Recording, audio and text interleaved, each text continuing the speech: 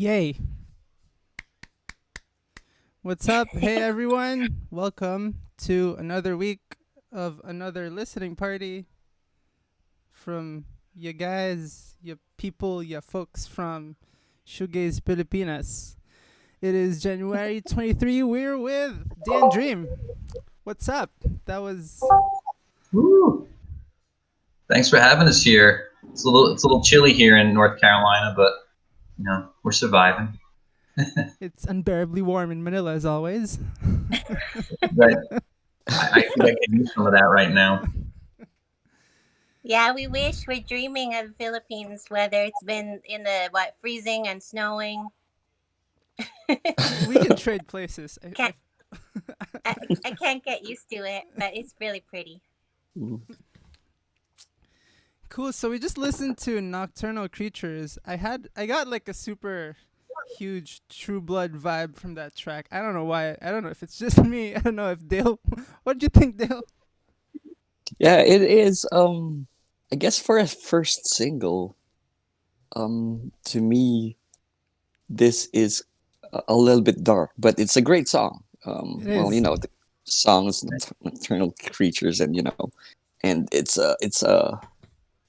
a great song actually. So I really like it.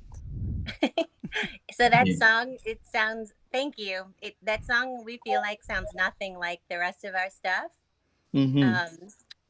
But it was sort of, I think, what developed from moving to North Carolina, especially this part of North Carolina. It's very mountainous and forested, and a lot of like lumberjacks. And so that was just one of the riffs. I know that blues riff is one of the ones Peter was doing, and we're like, oh, this sounds like a North Carolina song. So that's how that kind of developed, right, Peter? Yeah, it's. I don't know if y'all struggle with this. Like we like so many genres of music, and when we started that song, everyone's kind of expectation was us to, well, for some people to like go more in that direction, like that darker sound, bluesy, folk, indie rock kind of stuff, and then we kind of just switched it up and started doing more like shoegaze and dream pop stuff. And but we worked with a guy named Damon Moon. He's in Atlanta, Georgia, and he's a pretty big time producer and engineer. And he like really liked that song. He's got like southern roots. And then when he recorded the first album, he was like, "Oh, everything sounds different." We didn't know. We're like, "Yeah, well, sorry, that's what we're Yeah, doing." most people here, they don't know what shoegaze is. They had no idea. So I think to kind of like when we started playing live here, we wanted to have something that people would like. Because otherwise, I mean, that song people here seem to really like, but we don't really play it live when we tour, or when we used to tour, I guess I should say. So I Yeah. guess it's a big change for you guys moving from New York to Asheville. Was it like some sort of a culture shock, or? You want to start on that one, Abby? Well, so I grew up in San Francisco, and then when I went to college, I moved to Los Angeles. I was there for quite a while, and then I moved to Brooklyn, where I met Peter. And Peter hated New York and wanted to move as soon as possible. So that was like a weird thing when we met. Like, I don't know how this is gonna work out, but I think the older that we got, and when we started getting very serious and like living together, we realized New York, San Francisco, LA, those were really hard places to be financially stable and be an artist. So I think we visited a few times because I didn't know where Asheville was at the time. I'd heard of it, but I was very nervous being Filipino American. I was like, is the South going to be accepting of somebody Asian? And when we first moved here, nobody knew what I was, and I'd never really had to explain so much.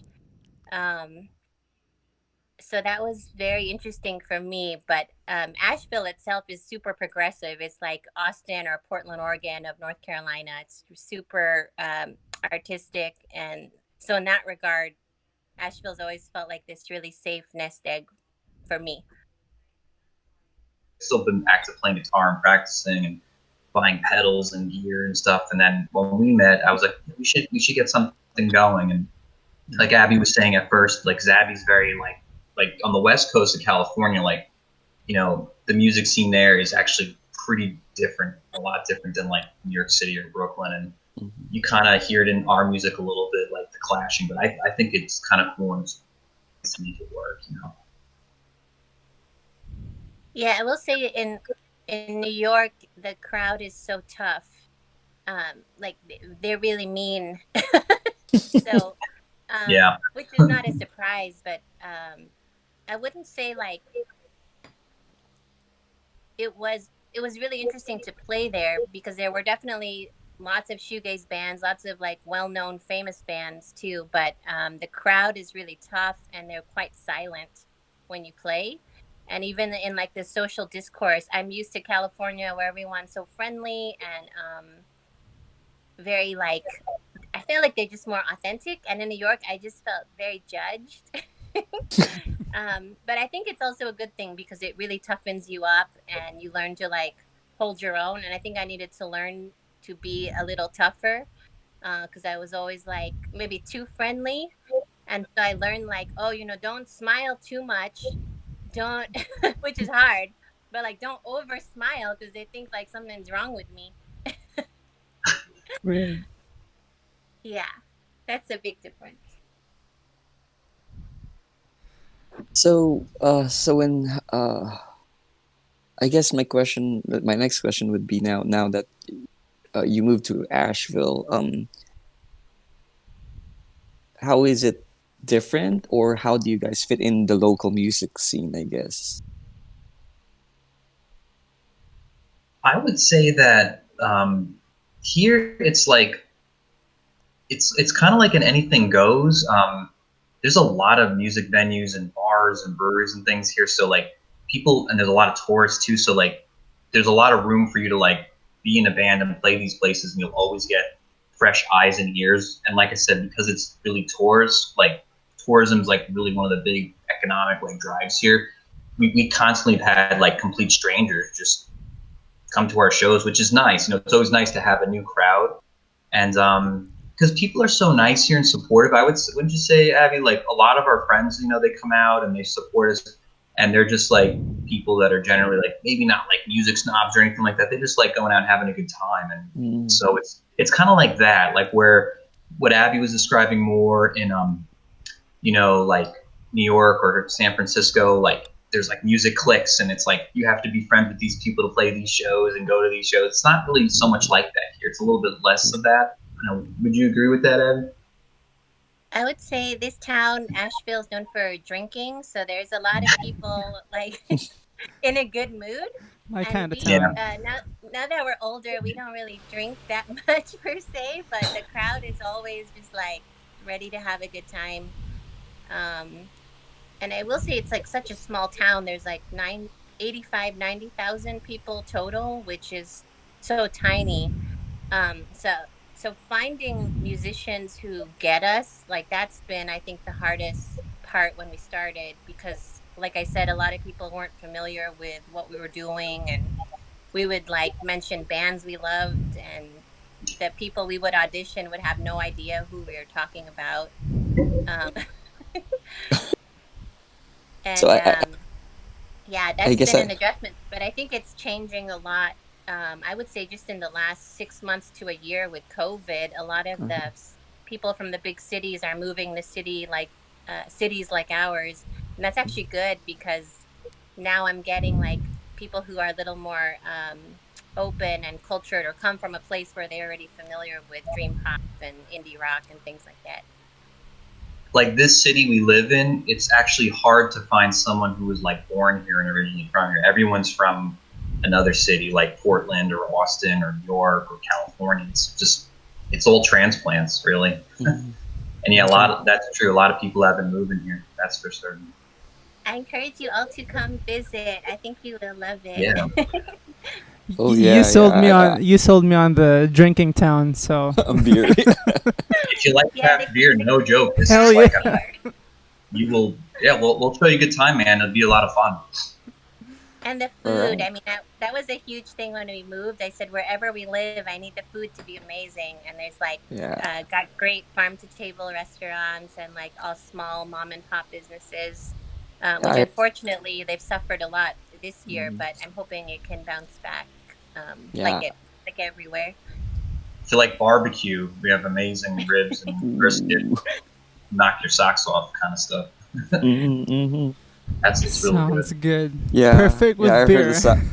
yeah, the The beer South too. has excellent food. That's what I've heard. So, hopefully, when COVID, goes away, we'd be able to come visit. Yeah, sounds like a fun town. So yeah, we're definitely gonna be checking it out. Yeah, totally. Yeah, come on by. Yes, come and let us know when you're coming. We'll be your hosts. Okay, all right. Yay. Thanks, Abby. Yeah, I don't know if Dale asked you this because my laptop died and the recorder died with it. So I just want to ask, and for the posterity on in the recording. So you met in Brooklyn, and then you moved to Asheville. Did Day and Dream officially start in Brooklyn, or did you officially start in Asheville? Like, did you play your first shows in Brooklyn, or was it really like everything was in Asheville? Would have So been yeah, Asheville. yeah, I guess I was playing in a different band that was pretty active at that time. Let's Be Loveless was playing like at least a couple times a month, and Peter and I were like, oh, let's do a side band, like how musicians always have these random side bands. And we actually thought of the name and we were writing in Brooklyn, but we'd actually never performed out. It wasn't until we moved down here that we had our first official like show and had bandmates and things like that. Okay, gotcha. Cool. So yeah, I think that's what I got for this part. I don't want you guys to repeat the whole thing you all talked about while I was gone. So um yeah, So, Day and Dream then is that, I guess, like symbolic of your sound as well, because it's like opposites, where there's light and there's dark. And it was obvious, I guess, with your first single, Nocturnal Creatures. Was that like an interpretation of your music as well, the name of your band? So I think I thought of the name, and Peter's friends gave him hell about it because they thought it was so cheesy, because they're like more aggressive, I guess. But it really is about, Peter is a morning person, and I'm a night owl. Always been that way, and it's still like that in our marriage, where I'll be up like at 10 p.m. I feel so wide awake, and then he's up at like 7 a.m. So we just thought that was a funny play on our sleeping schedules. Yeah, but you're spot on there, man, with your analysis. Like it is like we're also like I said earlier, like iron sharpens iron, and there's definitely like a contrast between Abby and I, and we try to make it like a healthy friction to make like great music, I think it makes it interesting, and yeah, and I was at first I was like, I don't know, Daydream. I liked it with the ampersand. I don't know, that just kind of sold me on it. And we're total opposites, like West Coast meets East Coast. You're white, I'm Filipino American, so it just seemed like it matched. And I would say I'm definitely a dreamer type, and he's more like grounded and practical. That's good, won't disagree with that. cool. Yeah, but I want to talk about your music in more in depth, but I think let's listen to a couple of tracks first. Yeah.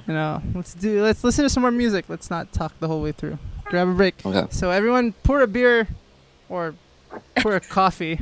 Depends on where you cup are. of coffee. So. We'll play a couple of tracks. The first one would be First in Flight, which was from your record. I forgot the name. I'm terrible at names. With every breath you die. Yeah. With every breath you die. And then I'm so sorry, I cannot be a music journalist. And so we got First in Flight, and then we have Hidden Cinema. So let's be back in like a couple of minutes. Cheers.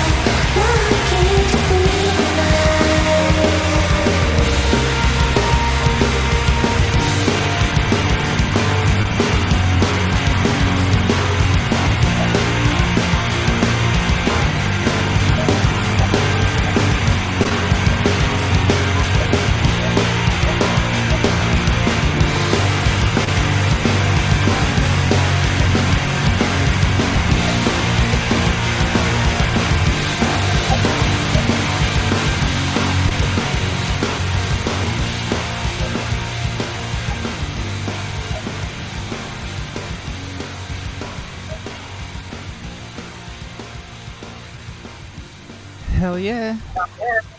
Up next, we got Hidden Cinema. That's my favorite.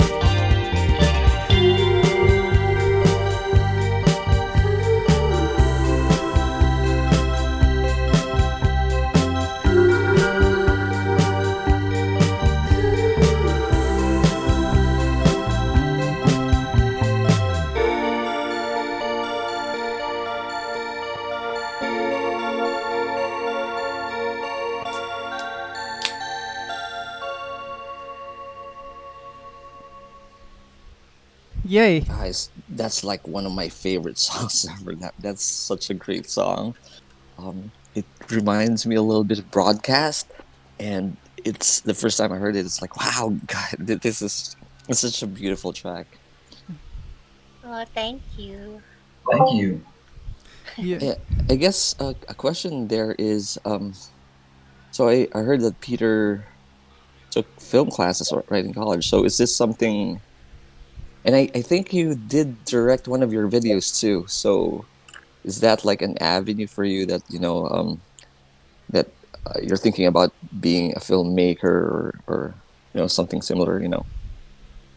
Oh, totally. Yeah. Like, I've always been like a really, I guess, a lot of us here are artists, very overactive imagination, creative type person. Abby's like that. And I used to actually, originally I was like, oh, I'm going to be going to school for filmmaking. And I used to work very little, like in the industry. And I kind of like, after a while, got a little tired of it, but I still liked making music videos. And I definitely was very active in Brooklyn, like, working with friends, shooting music videos and sketch comedy and things like that. So yeah, it's definitely like a shout out to filmmaking. And in this particular one, Abby's really a fan of like French films and French things, and we kind of combined it all into this video was actually like found footage, and my good friend Jack, who lives in Brooklyn, and one of his friends, they kind of like edited it and put all the effects together, and we were really happy with how it came out. It's like this weird, like film noir, like all those old films where there's like crime and like usually like a prostitute and a chase scene and all that old film noir stuff. It's kind of together in a weird narrative. Whatever you derive from it, there's no real. We're not like making a statement. We're just having fun with it. But yeah, Abby wrote this one, and I just had the song. And I kind of just added little parts in with the guitars and sound effects and things. She did a really great job on this, I heard or I read somewhere when I was doing some research on this song that Abby, I guess maybe I should let Abby, unless when I read is incorrect, but for Abby, how did you come up with the title Hidden Cinema? Something to do with something to do with a game show or something, right? Wow, very good. Yeah. I didn't know anyone read that, but we usually watch Wheel of Fortune and Jeopardy while we eat dinner. It's kind of it's sort of silly and embarrassing, but it's like our routine if we're both home at that time to catch up. And I think I'm pretty good at Wheel of Fortune. Peter keeps telling me to audition, but I'm nervous to try. But I was trying to solve the puzzle, and I think it was hidden camera, but I said, oh, hidden cinema. And I'm like, oh, that doesn't exist. And I'm like, oh, hidden camera. But yeah, I'm like, I like the way that sounds, like a secret movie. And you're very right. I love Broadcast, Melodies, Echo Chamber. Those are two huge influences for me, especially as a piano player. And I love the style of singing, just that relaxed lullaby sort of sound. So this song was super exciting for us to launch. And I really like how the video turned out too, because I do love those old French movies. And I kind of gave the editors like a list of some of my scenes I thought were really pretty, and they compiled that together. But we are trying really hard to put ourselves in a video, so that's become our new project for 2021. Because we have some videos, but like we're so shy to be on camera, and it kind of it's part of, I guess, what you have to do as a musician. But I personally feel better behind the scenes, or which isn't always the best if you want to be in a band. But I feel really happy behind, and we're trying really hard this year to be in a few videos. So we're filming one next in like 2 weeks. I think will be one where we're actually starring in it. So That means Cool. Abby's gonna stand behind the camera and force me to be in front of it, just weird things. So that's what's gonna happen. Yeah, I'll be in it for 10 seconds and Peter And will Zeppy, be the dog. The Don't- dog our will be on dog. camera. Oh, the dog's gonna be the star, I guess. Make us rich, Zeppy. Make us that money. Don't worry, There's you're a shoegaze dream pop band, and it's completely normal to be the complete shy type in a music video. Yeah, totally. So Okay. Abby mentioned broadcast and Melody's echo chamber. What else do the two of you listen to that inform the writing of music for Day and Dream? Like, do the two of you have sort of different influences that you get from, or the two of you kind of listen to more or less the same type of music? It's definitely a mix. I mean, there are definitely bands Peter and I both love wholeheartedly. Like, we always joke like, "Oh, you like the Beatles? I like the Beatles." But Radiohead and those are. I remember we really like Foo Fighters. We bonded on that when we first met because we Now love we that don't song listen to Everlong, and I love that guitar in that. the old stuff. But I think we've Blonde introduced Redhead. each other. What? Blonde Redhead's one that we both really liked. You know, they're still, One I of our think, first, one of the favorite concerts I remember we went to was Blonde Redhead and Beach Fossils. That was such that a was good great. Oh shit! Amazing show. So those are some bands that we like both really like together. But I would say appreciate like so many styles of music. For the band though, I think being realistic with what our talent level is and like what we sound like. I really love Stereo Lab, and I get Mazzy Star a lot, which is really nice. But I don't think our music necessarily sounds like them, but maybe the style of singing with like how Hope Sandoval sounds, which is super complimentary. I like J Som a lot for newer artists, and Hazel English, that kind of vibe. So I feel like we're kind of going towards that at the moment. But Peter has got like tons of other influences. Like I was saying before, I just love listening to music and seeking out whether sometimes you discover old bands you just never rediscover, and then there's newer stuff. There's just so much. There's so much to listen to, like old influences. I would say growing up, like I love Smashing Pumpkins, Nirvana, David Bowie, Television, Pavement, Pixies, The Police. Like they're like kind of core bands I always listen to throughout the years. But like newer bands like Ariel, Tennis System, we know Lacing. They're like a heavier shoegaze band. Nothing, Palm Haze, Turnover. There was a band in Brooklyn. They don't exist anymore. They're called Sway. I thought they're fantastic. I think their music still holds up. Oh yeah. Yeah, So yeah. good. So we played with them once, I think, in Ventura. So anyway, yeah, Right? they're pretty Oh, good. wow. Yeah. So They're awesome. like everyone in the band is ultra talented. It's just great songs. Love it. We also like the Knights.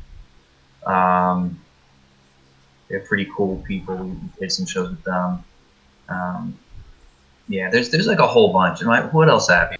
More recent that. Oh gosh, I mean, we just spend so much time just trying to discover new artists, and there's always new people. Really like that Soft Blue Shimmer that I think I was introduced by you guys. Hell yeah! I fucking love them. And then on Spotify it says like, "Oh, you sound like this band." I'm like, "Oh wow, I heard about it on Shoegaze Filipinas." But Sweet Trip has always been super inspiring to me. Because I love that electronic sound, and I know Valerie and Roberto quite well from when I lived in California, but it's been a long time since I've actually seen them. Yeah, I can't. I have like probably a huge list somewhere, but what I listen to lately has been on repeat. We also like Tape Waves. I'm remembering more. Men I Trust, Turnover, Real Estate. Yeah. Love those groups a lot. Yeah, music's very like, I guess most people like are just kind of like whatever kind of mood you're in. If you want something more chill and relaxed, listen to like this kind of music. If you want something more heavy and aggressive to get through whatever, and then listen to that. It's just like we listen to a lot of stuff. I think it's good to do that. Sometimes we always wonder like is it better to release an album where it's like all in this one genre and everything's tightly stitched together, or should it be like more different, and how different to get with the tracks? It's something we always struggle with. I don't know what y'all do think about that, but that's like something we're always wondering about. Should we be more dream pop and just keep an album like that, or do we mix all these other genres in? Things like that. Yeah, I think Peter overthinks it, and we should just like keep writing and playing what we want, and people can decide. But yeah, that's where we like butt heads. He's more analytical, I would say, and I'm just like, I don't know, I like it. Let's release it. But I was gonna say the Pains of Being Pure at Heart. They were really influential for me, and we got to play with Kip in Brooklyn. Like I think that was a year and a half ago or so. Yeah. But I'd met him, and I know you guys had Kurt on not that long ago. But I like that whole genre too. I guess that's like the early 2000s, because I think that's when I was like, I'm gonna be a musician. Like I'm really gonna go for it. And those bands I just listened to on repeat. And I introduced Peter to them because I don't think you were familiar, even though you lived in Brooklyn. It just goes to show it's so huge. Like there's so many bands. And Sway, my band Let's Be Loveless, we played a bunch of shows with them, which was really fun. Yeah, I think our CD release, our album release was with Sway, which was really cool. Oh, cool. So when you okay, you go ahead, John. No, go ahead. Yeah, on the topic of like, you two butt heads with I guess with the music you put out. When you started out, did you know, or did you how do I say this? When you started out, were you like let's do shoegaze stuff, or or were you just kind of winging it in a way? Like how did the first writing sessions for Day and Dream go?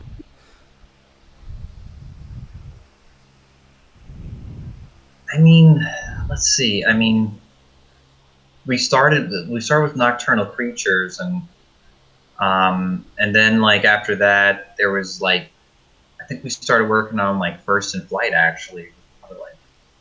With one of our Night Lights was that probably the next phase of songs, and then we just kind of like approached it like, to make it more like shoegaze, I got to start involving a little bit more of that whammy sound and like more reverb. It was more like just for me at least, like looking more at the pedals and effects like differently, and how do I get like the right tone. I'm kind of tone obsessed. I could always talk about gear and guitars and pickups all day long, but I won't bore people with that. But yeah, I would say it was like, for me, it was like adjusting a lot of the tone on the stuff, and because Abby's really good at writing melodies, and she's got like usually a lot of ideas and like how it should go, and then depending on that, sometimes we make adjustments to like how long should the verse, the chorus be, and are these the right chords, and things like that. But what do you think, Abby? We definitely are very independent people, which is how I think that's how it's one of the keys to our successful marriage, I would say, is we give each other space, and which is hard during quarantine, but we try. But I don't know how many of you are married or like live with a partner. It's challenging to. It's honestly really hard to schedule in being creative, because you have so many life situations happening, and family and work, and then chores. So I think people think we're more productive creatively than we are, because honestly, day to day, it's not like that at all. Like there'll be periods where we're both writing, and we're extremely honest, and I wouldn't say mean, but we are very critical of each other's work. So normally we'll like present each other a song we've been working away on, and it's like, it's kind of like opening yourself up to just being attacked, because like I know when I present a song, Peter's always like, I don't know, it's just all right. I'm like, just all right? Like I love that song. Or he'll present something and I'm like, I hate it.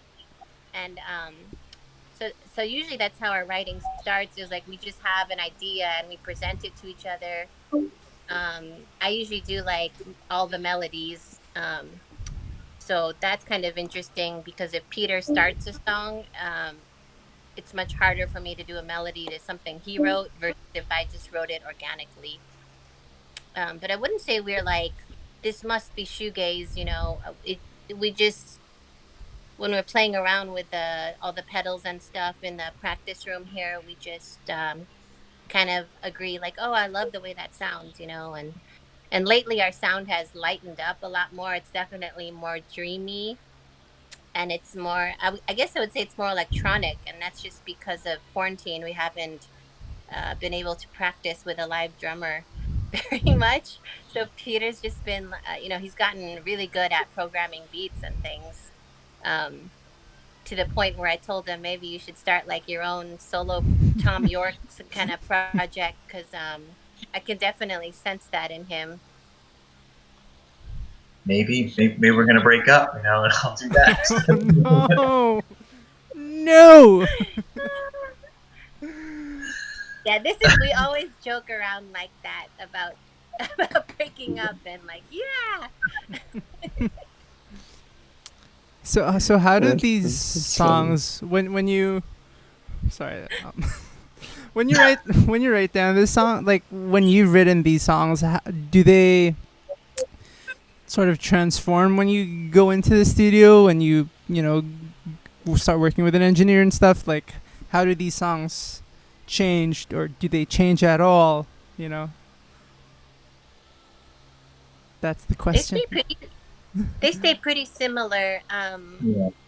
I would say that Peter and I are pretty much on the same line with how something sounds. Like we'll present it and then we'll do a demo of it, and then we'll present that demo to like people, we like a bassist and a drummer. So we've worked with many bassists and drummers in town. And really from there in that practice space, we'll feel like, oh, this is what it should sound like live. Recording is a totally different experience where we work with a producer. We play the songs live with the band, the whole band. And like our first album, Damon, who has just got like such a really keen ear, he gave some input, but I would say that we definitely like all work together on that process.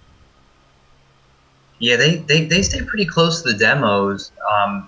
When we worked with Damon, like for instance, one thing that changed, like we had a bass player, and we learned the whole album with Every Breath You Die, all the songs, and then like last minute he's like, I can't do this, and we had to get a different bass player. And the original bass player played slightly different bass lines that I kind of liked a little more. I hate to say that. Like, and even in First in Flight, what you don't hear, we always played this live. He played like a bass solo at the end, and you don't hear that on the album. So like those were some changes. Damon's really he's really good at like, sometimes it's like he would put certain sound effects in and they totally worked, and were things like, it's nice having that extra set of eyes and ears from a professional who can like insert those things that just enrichen the sound and make it sound better. And he did a really good job like with plugins and vocal effects that like helped, that Abby sat down to get like her voice sounding like perfect, and so there's little changes, but I would say that for the most part it stays pretty close to the demos.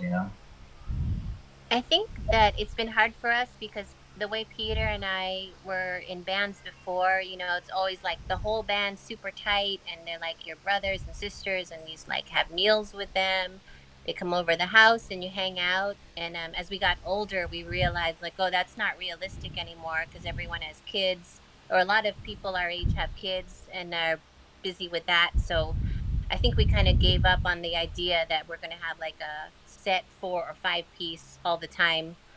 And we kind of got used to like, I wouldn't say like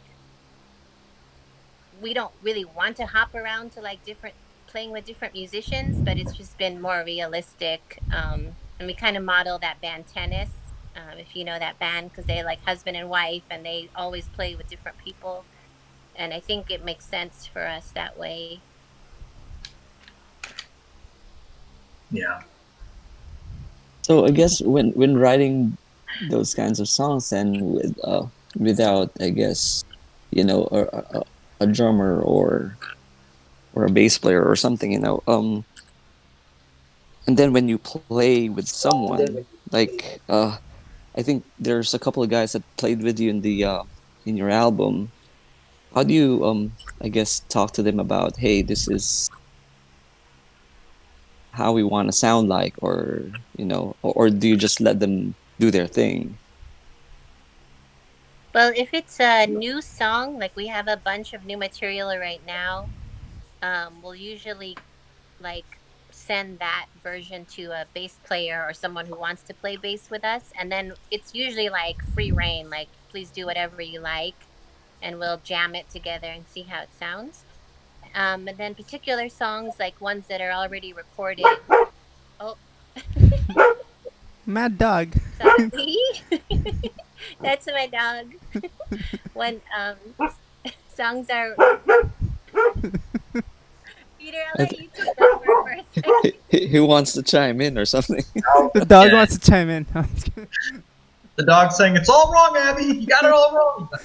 But yeah, no, I mean, in a perfect world, like we like to play with musicians that like, all right, here's the song, and here's a basic, drum beat on the demo, and here's maybe the basic bass line or no bass line, and we like to play with musicians that just like hear the song and get it and can write their own stuff.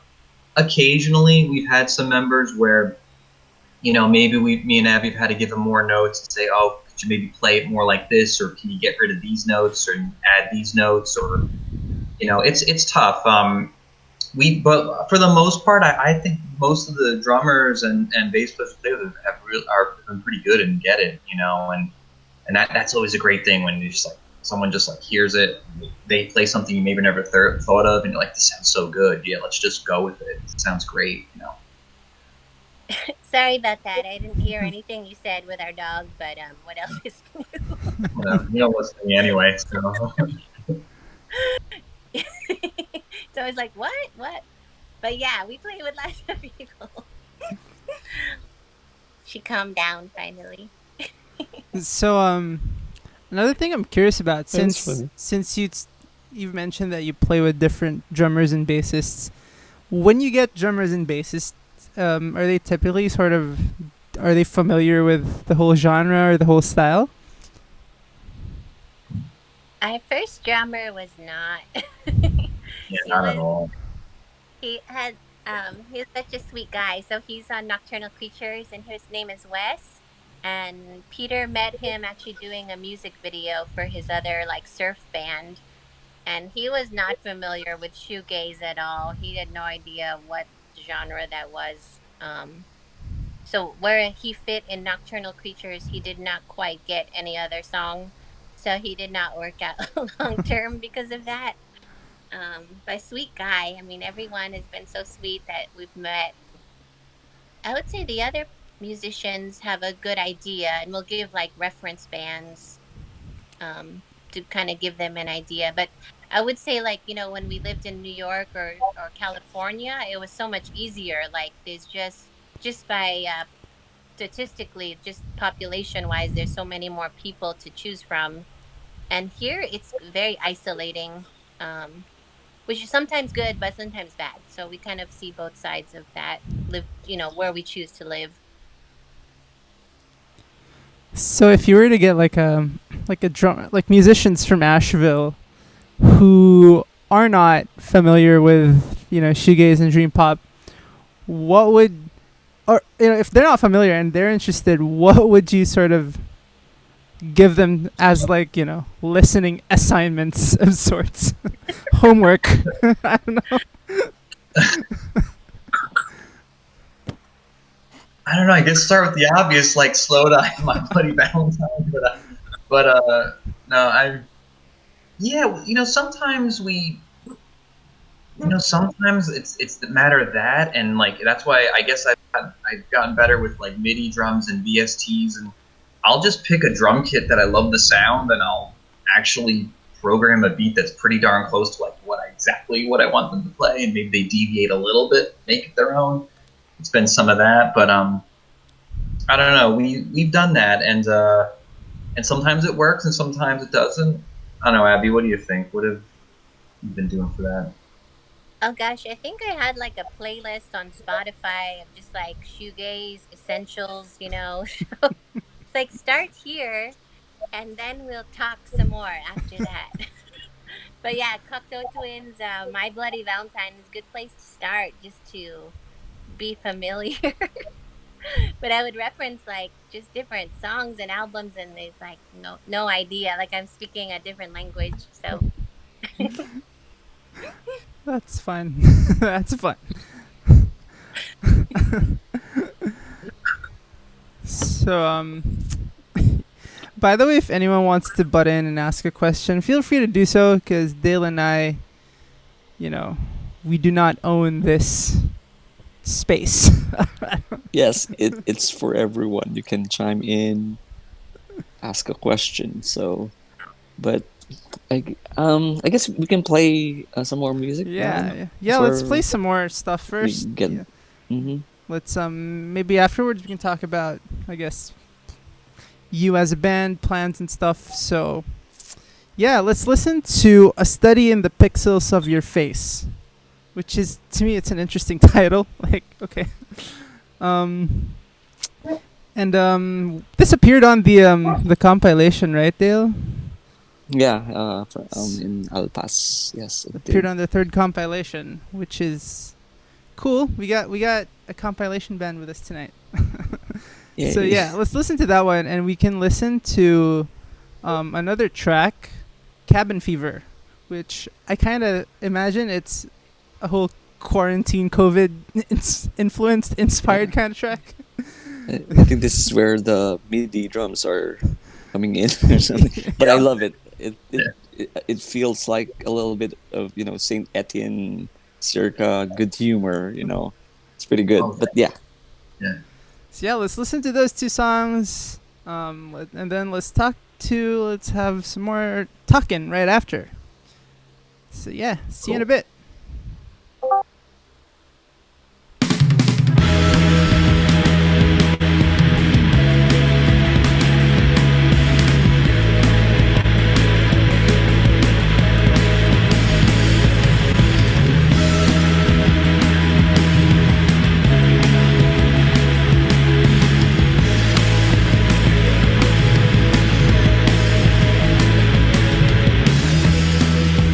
How I shine.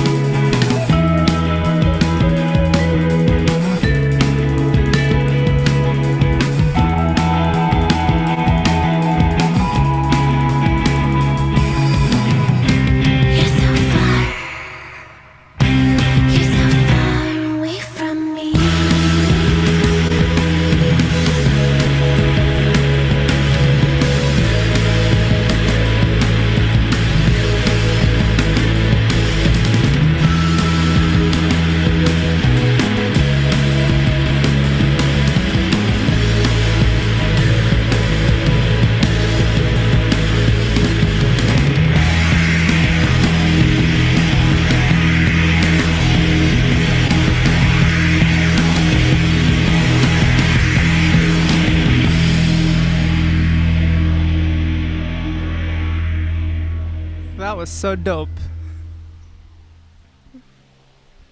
Thank you.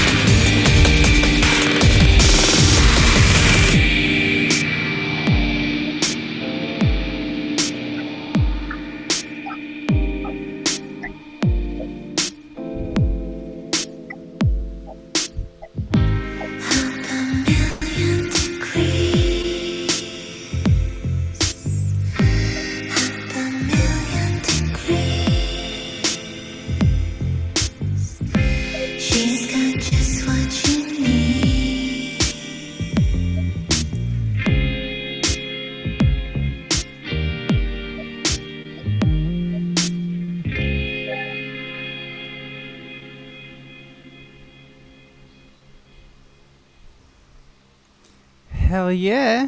Yeah. We're here with Dan So we were Dream. we were just talking in the chat, the walkie-talkie chat, and everyone's like, complimenting the song. I want to read what Maria wrote, but if they want to say that out Where's loud, Maria? that'd be cool. I don't know if they can. Maria's here. Hey, Maria. Oh, yeah, hi. Maria. Yeah. Oh, wait. Hi, Maria. There you go. Hey, Yeah, Camille. hi. Hey, it's not Camille night. It's me night. Anyway, yeah, like, I just thought it had, like, a lot of that whole chill continental European vibe, and, like, the rest of us were talking about, like, the Marias and, like, Man I Trust. Mhm. And, like, it really comes across here.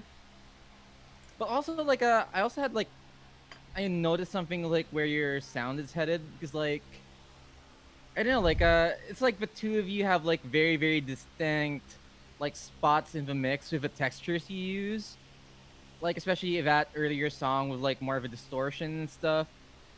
And, like, everything's, like, super clear where, like, the guitar adds texture and the synths just, like, do the whole bring the whole mood out of a song. I was wondering like what your process was like for that, because like it all sounds very intentional.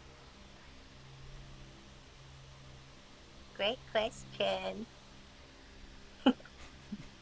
Yeah, I mean, I like studying the pixels of your face. Like Abby, that was an older song that Abby wrote and kind of revived and Dane dreamed it, I guess we will. So like, yeah, like in that kind of example, like I looked at it as like the bass and guitar should just write something solid and more in the background. And I'm just kind of strumming my chords, and I picked out it's like a very fuzzy sound on the pro chorale with a little super coarse and the spring reverb. So it has, I just like that tone and spent some time getting that. And but like Abby, but the song is really vocals and drums lead the way. And our drummer is like an animal. He's kind of crazy. Most, no offense if people are drummers, but they're usually, I find, the craziest people in the band. You know? It's just like wild, and that's exactly what we wanted him to do on that song. And Abby like just went in there and knew exactly, you know, what to sing, and then like Cabin Fever is just like completely different because I really like a lot of IDM and glitch, and I kind of want to put like little shout outs to like Aphex Twin, you know, Square Pusher, even John Frusciante's new electronic music. I think it's so killer, it's so good, and like that's why you hear like a lot of those like 64th notes and those fast, you know, off, like it kind of shuffles between going on time and off time, and it's polyrhythmic. And that one we wrote with like, cause like we're in quarantine, so we're kind of like going through that, like the idea is intentional. You're right, like it's really calm, and then it goes to chaos because like sitting in your house all day after a while does make you a little crazy, and then you kind of go back to being calm and then crazed again, and that's kind of what the feel of that song is supposed to be. So, yeah. Yeah, we wrote, or I wrote that riff though. I remember way before quarantine even started because we had been playing that song live, but we had never actually released it. So during COVID, we're like, we should probably release it now while everyone's feeling cabin fever. But definitely Maria's Men I Trust. I was listening to a lot of that at the time, I think. So it was just like I had that vibe in my head. And we actually saw Men I Trust here in Asheville. Gosh, when was that? My memory's really hazy, but it just seemed like a good song for us to do. And Cabin Fever is one of the first ones we've actually recorded everything at home ourselves. You know, we've demoed everything usually at home, but that one we actually released here, did all the vocals. And I remember it was super hot here in the South. It was like, 90 or 100 degrees. And we didn't have air conditioning. And I was singing that line, Up a Million Degrees. And I was singing it in a closet. And it was super hot. I was like, oh my gosh, I'm going to pass out in the closet. It was like a sauna recording session. That's what it felt like. It's a package. Yeah, but I don't know if that answers your questions. I mean, I think Cabin Fever is a good reference for like me and Peter always trying to compromise. So it's like I have that melodic, dreamy, clear part of me, and then I feel like Peter brings out this like other balance to the music, which I think is needed. Where I felt like almost my sound itself is too clean and polished, and he adds like a lot of that other parts to the sound that's lacking.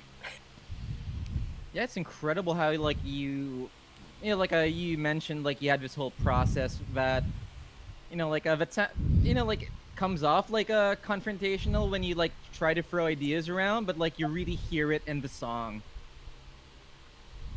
I also have like a related question to that. It's like again about like the tones you use. Like I was wondering how you settled on which which gear you use for songs. Do you just have stuff you like and bring to the studio, or do you figure it out when you're writing it and then just like that's what you put on your board when you're done?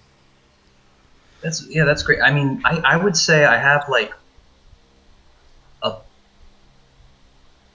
buying pedals can be an addiction, and I'm trying not to do that. We know that pain. You know that pain. I think a lot of people there know that pain. Yeah, Pedal Addiction Anonymous. We'll start a group.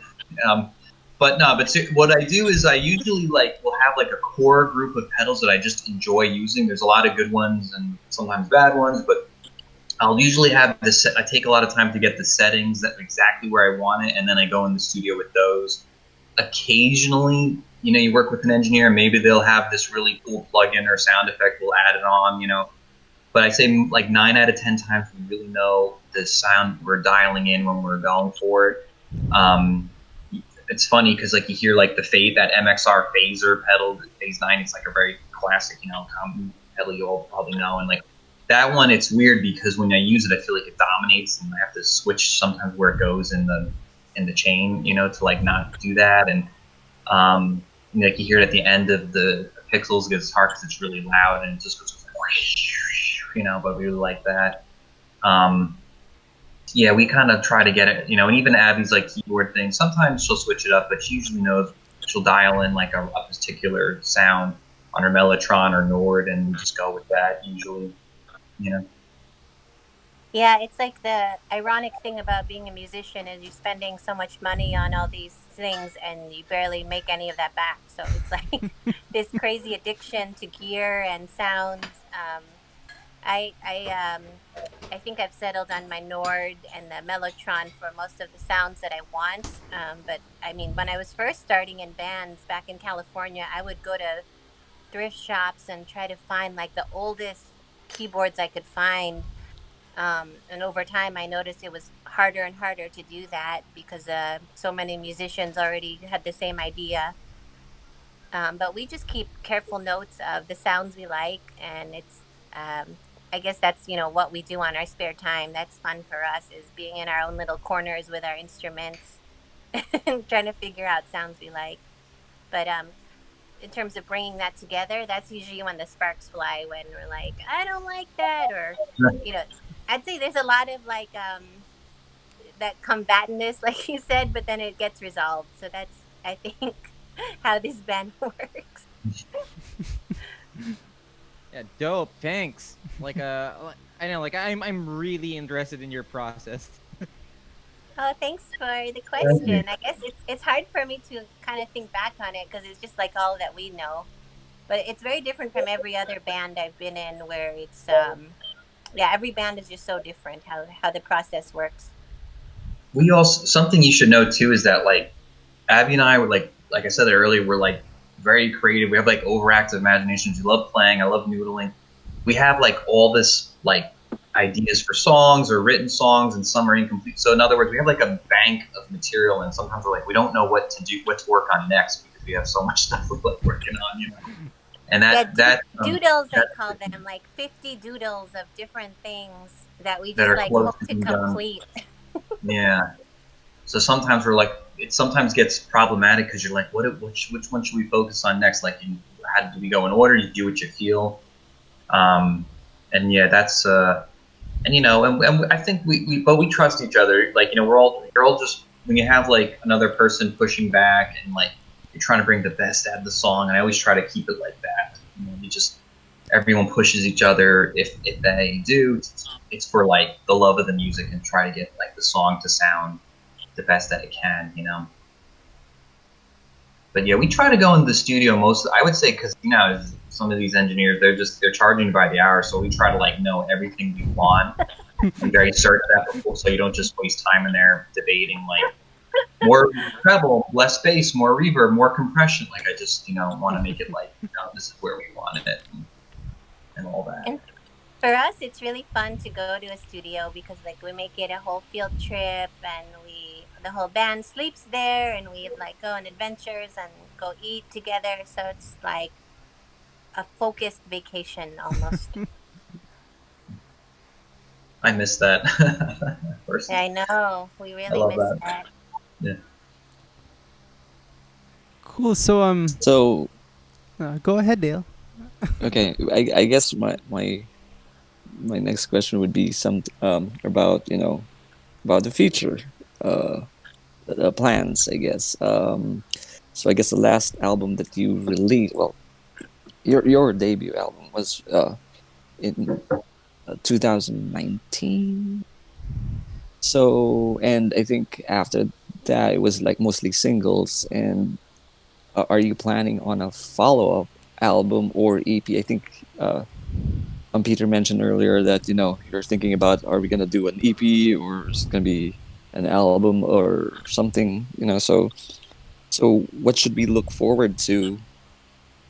Hopefully after as well. I mean, after COVID as well goes away, will there be more touring and um, and your next album or next project, would it be available on physical format as well? Because I think the first album was available on cassettes.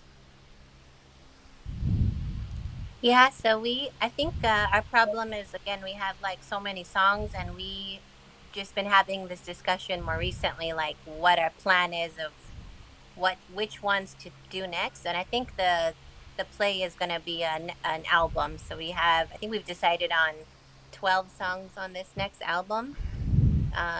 Now, ideally, we'd like to launch that with touring, but we'll see what happens with this situation. There's a lot of work going into planning and touring, and we had a lot planned when we were going to South by Southwest, and we were going to go to California and Minneapolis. We had a really big thing planned, and everything got put on hold. And we're kind of hesitant to book anything now, go through all that trouble, and then have it canceled again.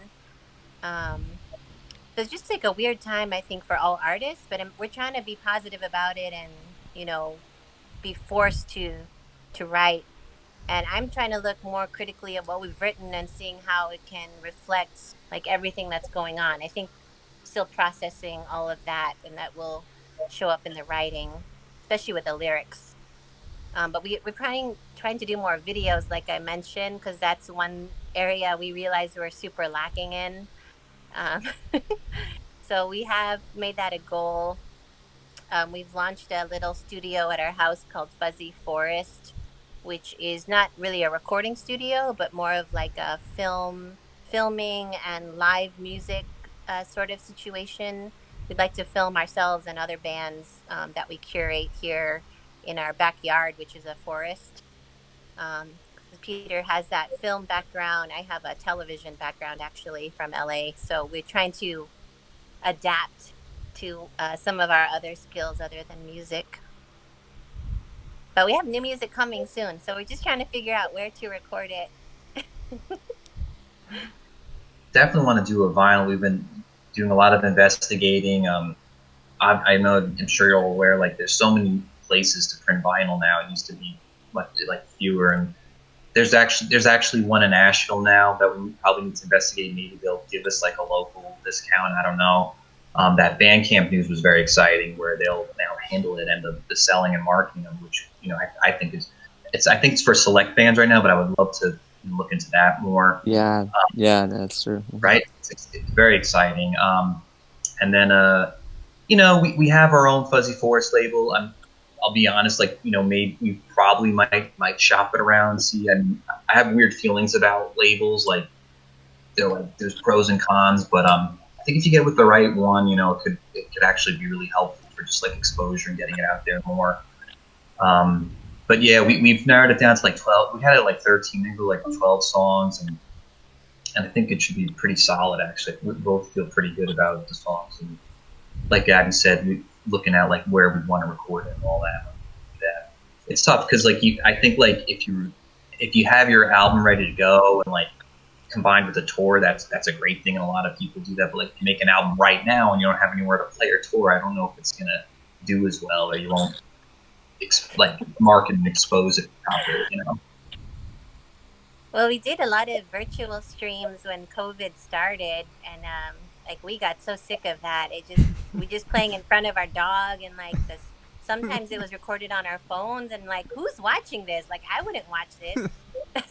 So it's just been like, we're trying to adapt, but we also feel like, let's be realistic with what people are gonna want to watch. And we love watching shows like KEXP and Audio Tree, things like that. So I think we're trying to pivot ourselves to be able to produce something like that for bands we like. Could I ask everyone else a question? If that, I'm the token white guy here. I've never been to the Philippines. I don't know Okay, anything go ahead. about. You Like know what? some Tagalog. You have to teach them the Tagalog I taught you. It's all bad Oh, words. kitty kitty, and you know. Kili, kili. It's pretty mild. Yeah, Nah, I taught you bad ones. You forgot yeah. them. I don't want to. I don't want to sing. But no. But seriously, I really am curious. Like, what's the music scene like in the Philippines or in Asia as a whole? Like, what are some of the cities and is it mostly in Manila or not? Or these other like what's it like? You know, for bands touring and things like that. I'm really curious to hear everyone else talk about that. Because I really know nothing about it. Oh, don't get me started. I'm just kidding. Johan is part of Yes. like a group, Sleeping Boy Yeah. Collective, So which it's- brings Yeah, bands so in the Philippines. Yeah. Maria and I, so Maria, the person who asked you a question earlier, the two of us are a part of the Sleeping Boy Collective. Also, Aimee, who's also in the chat there. She's yeah. So the three of us are we run like booking thing, promoting thing. We bring over bands a lot, but locally there's a lot of things going on, especially in shoegaze. I'd say I don't have enough time to talk about everything in depth, but in terms of shoegaze, I think we have I hope everyone will agree with me that we have a pretty healthy scene going on. We've got a lot of bands going on. We got a lot of bands playing. We got a lot of new bands even, which is pretty exciting, especially given COVID. And it's not only concentrated in Manila as well, as there are a lot of different scenes in the provinces like Cagayan de Oro and in Mindanao, the Davao scene. So it's which is great because back in, I guess, in the early 90s, mid 90s, the music scene, well, the I guess I would say the shoegaze indie, type of scene is more concentrated in Metro Manila, Quezon City, Manila, Makati area.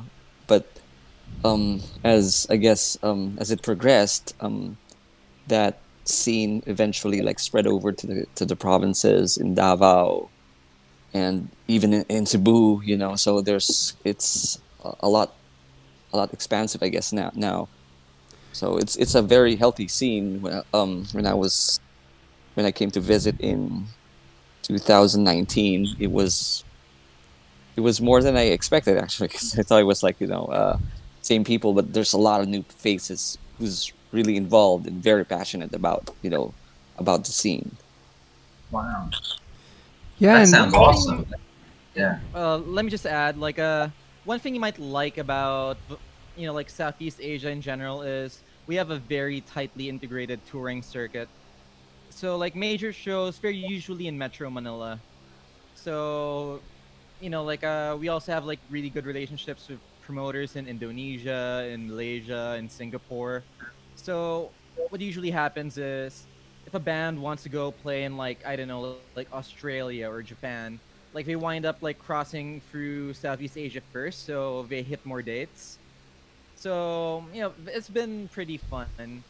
And, like on top of like the whole indie connection thing, there's this thing where like musicians in general like are starting to like blur more lines. So you're starting to see more interaction between, like, say, the hardcore punk scene and then the indie rockers.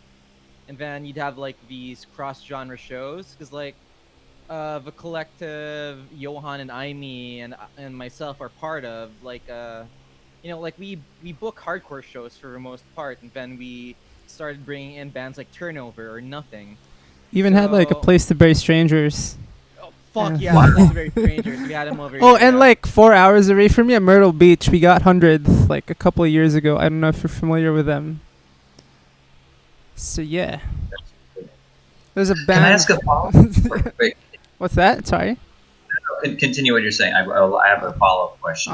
I just wanted to mention, like, in South Carolina and Myrtle Beach, there's a shoegaze band there that's really good and really, like, kind of underrated in my opinion. They're called 100th. So if you don't know them, you might want to check them out. Oh, we 100? should. They used to be a hardcore band. They used to be a hardcore Oh, band, yeah? Oh, cool. Awesome. Thanks for that connection.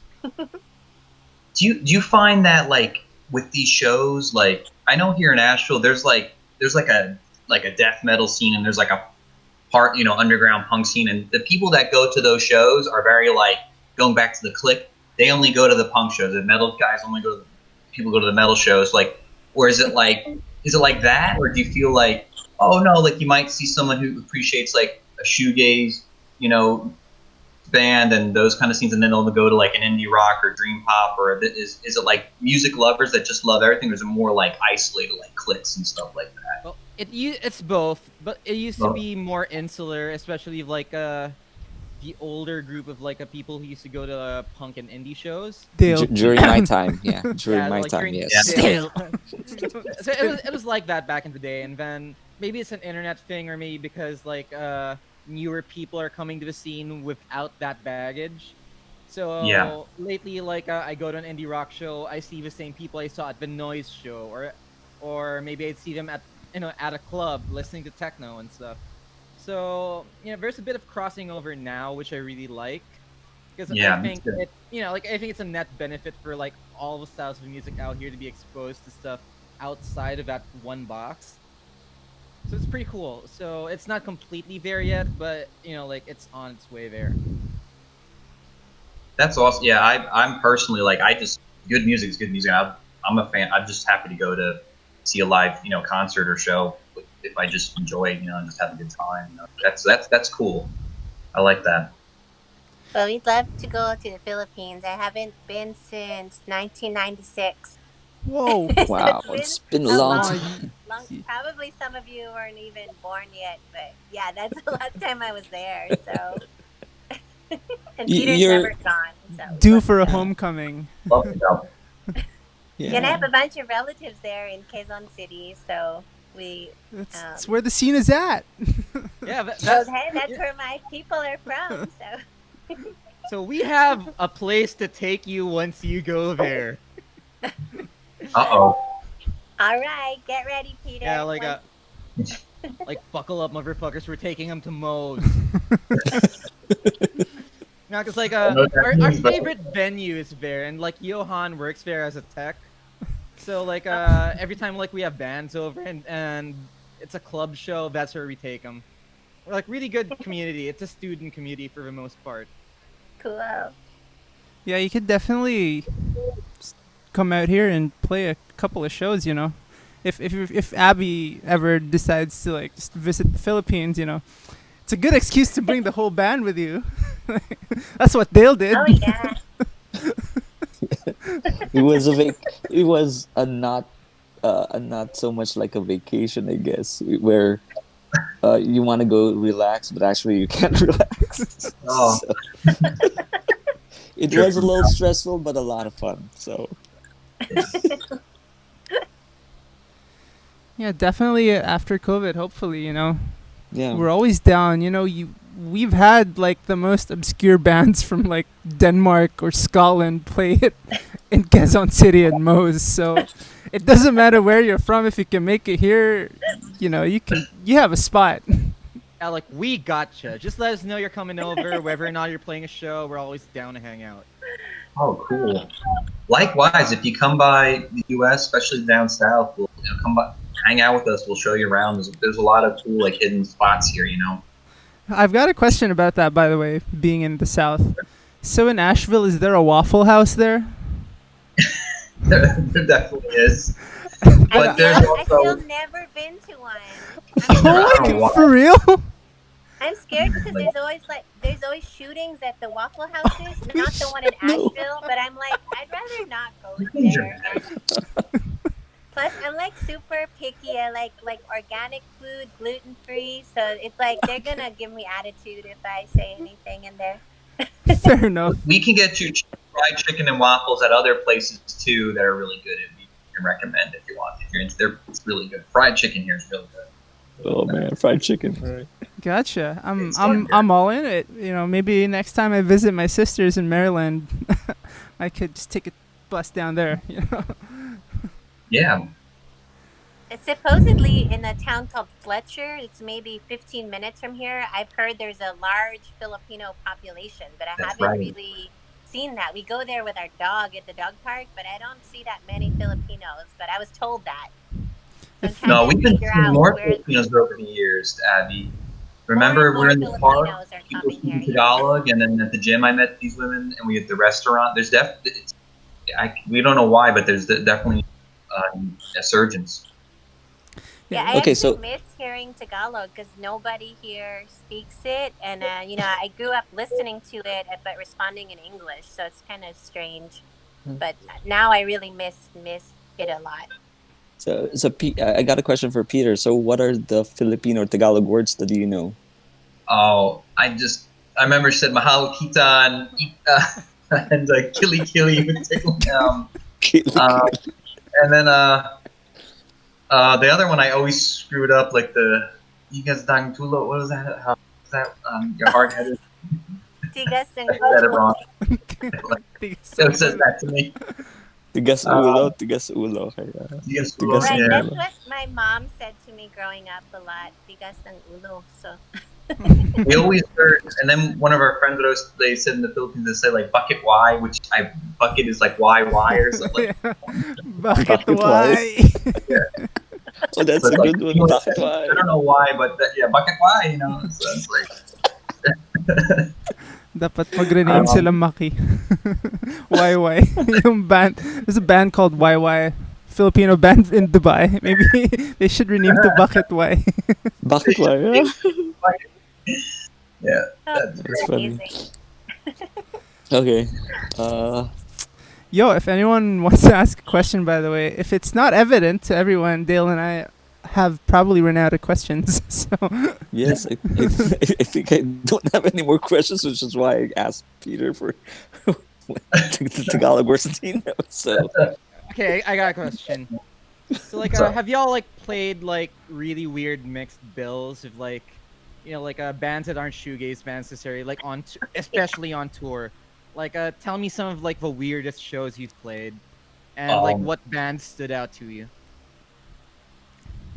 we played that one show in we did one in that was Raleigh or was the Oddville show, Durham, Durham. North Durham. Carolina. and it was at this Odd Fest. Odd Fest, and Wow. oh my alright. god, this was crazy. We played the show. It's in this big warehouse. It's an old like abandoned brick building that they converted to like an artist loft thing, and there people were selling all weird. There was like weird statues and artwork, and we get on stage and we played our set. And I don't know, we tried to be like a little weird, I guess. Sometimes we play just as a duo, and we'll have like the backbeat on the iPod and just play more chill, like, down tempo, lo-fi, relaxed versions of our songs. And so we played the set, and like the guy after us like had like this weird baby mask, and he was in like a skin suit, and like he was just dancing like to avant-garde weird dance music, and like it was like a theatrical thing. I mean, it was like the weirdest thing we've ever seen. Like, and people were like just kind of staring at him, like like really fascinated by it. We felt very out of place, on that Well, one. And it then was called Odd Fest, so it was just odd, and we're like, okay, let's play it because it seemed so interesting, and everyone was dressed in costume, and we didn't feel weird enough. So I remember we dressed in our pajamas, so we're like, maybe that'll stick out more, and then I wore like my dinosaur mask from Halloween, and we tried that, but we've definitely played a lot of shows where we're like the only dream pop act, especially here in Asheville. There's a lot of world music or like blues, right, Peter? So it's just like really random. Or the bands is like we played one at the auditorium here in Asheville where the headlining band, they were like 17 years old, and their parents were there because it was a bar. God, and we felt so old. We were like, oh my gosh. And then all these kids were in there like after we played. We were like, oh my gosh, I feel like I'm a chaperone. We're the only ones drinking there. There, no one able to. And the other thing, we played a show, Winston-Salem, and there was a band that this one, it wasn't even like music. This girl just did like spoken word poetry, and she was like, "The light, the trees, and the tunnels of my heart die." Like just was randomly screaming. Like, and there was a guy just playing this offbeat drum stuff. It was totally experimental, avant-garde. And then then we played, or no, we played, and then they played, and then another band played where it was like husband and wife. It's crazy. They were like projection system and all these cameras playing all these weird psychedelic. I think these people were totally like high on LSD or something. They were just like, it was like so psychedelic. Like everyone, it was just these weird visuals, and it was like kind of like something like you feel like if Charles Manson was still alive, like these were people who hung out with Charles Manson. They had that like Indian tablas going and like super ethereal, like my pedal, like this guy sounds. And that was like, whoa, they were dressed in these white robes and gowns, and they were like doing yoga and stuff. It was pretty great. Yeah. But I remember that show. It was super fun, and like I encourage like all of you in bands or when you're booking shows, sometimes those are the most memorable ones because you're like taken out of your genre and you like are open to meeting new kinds of people. And I remember that show we were saying like, how did all of us come to the show? And we realized all of our names started with the letter D. So we're like, oh, it must be like, that's how they booked the show. Like if your name starts with a D, you're going to be on this bill.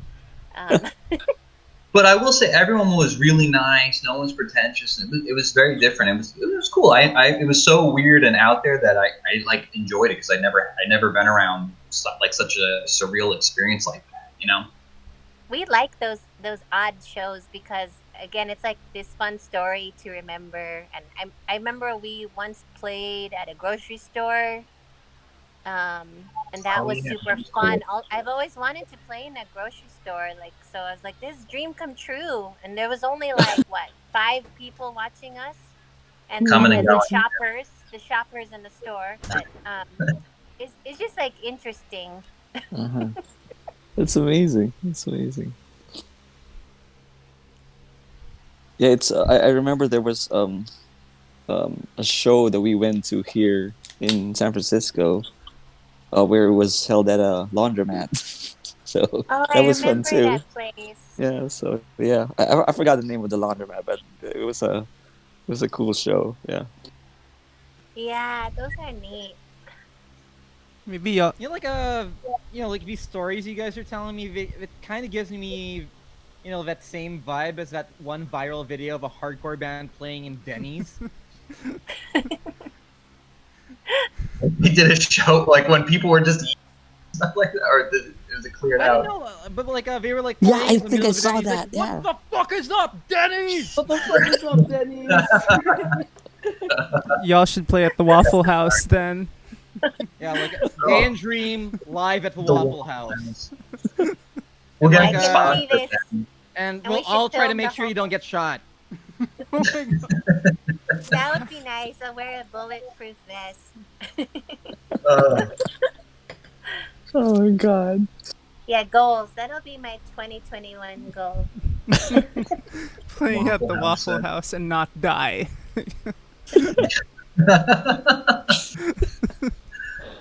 Okay. All right, Johan. Yeah. All right. So So this has been really fun. This has been really fun, guys. So thank you. Yeah, this was awesome. Thanks for having us and listening to us. Really, for putting up with us.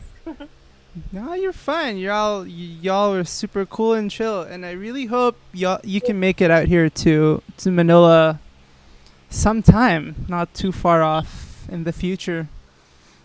It's a perfect excuse for Abby to go back home to the Philippines and just play a couple of shows. 'Cause why not? You can totally do that. I would love that. It's gonna happen. We'll do it. So yeah, if anyone doesn't have anything else to say, or if anyone doesn't have anything else to ask, 5, 4, 3, 2, 1. All right, I guess. But yeah, before we say goodbye and stuff, let's play one more song, and just to cap off the night, sort of. Also, maybe announce who's our guest next week? Before you forget. Okay, yeah, before I forget again. Next week we have the dream pop band from Cagayan de Oro, Kirena. So if I don't know if there are anyone who's not from the Philippines in this chat aside from Peter. It's gonna be in Tagalog, so I'm sorry. It's not cool, man.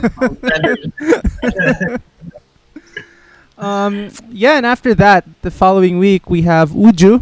They're a dream pop band from Dumaguete, and I think their bassist Ken is here in the chat. What's up, Ken? Yeah, I think it's here. Hello. So it's his band Hey, the Ken. following week. The week after that, we have Robert Dillon from Adorable, which is so fucking crazy, on February 13. Holy fuck! You guys did not tell me. It was on Oh, Facebook. wow. It was on It's Facebook. on Facebook, dude. Well, sorry. Like I don't read. Oh my god, adorable. So Yeah. I February. love them. That's exciting. Yeah, I'm stoked. So that's February 13, where we have Adorable Robert Dillon. February 20, we have Soft Pillow Kisses. They're a very legendary indie pop band from around here, and I'm sure some of you know them. And the week after that, we were supposed to have one guest, but I don't think they can make it. So we're probably gonna have the Stargazer Lilies, which is gonna be awesome because I fucking love them. So, yeah, that's it. What we have coming up. So next week it's Karina. Please come if you don't have anything better to do. It's same time, 11 p.m. Saturday on January 30. It's on the 30th. 30th, yeah. Cool. So we, yeah. You have anything else to say, Dale? Nothing. I mean, I guess thanks for coming, guys. Thank you, Day and Dream, Abby, and Peter. It's been great chatting with you, listening to your music, and hoping for the best in the future. When all this is gone, maybe a new album and a tour supporting that. That'd be great. And again, to everyone who's been, our usual audience here. The usual Thank you so 15, much. 20 people. Thank you for coming. We'll see you again next week. Oh, thank you. Oh, we're gonna play one more song. I Oh, like yeah. seeing all the pets. Oh, bye, kitty cat. And I see the Snoopy and Charlie Brown. That's my favorite. It's Abby's favorite. Yeah, so we'll leave you with one more song. The song Isosceles. Have a good night, everyone. Have a good day to Dale and Day and Dream and the rest of anyone who's ever in America right now. Cheers.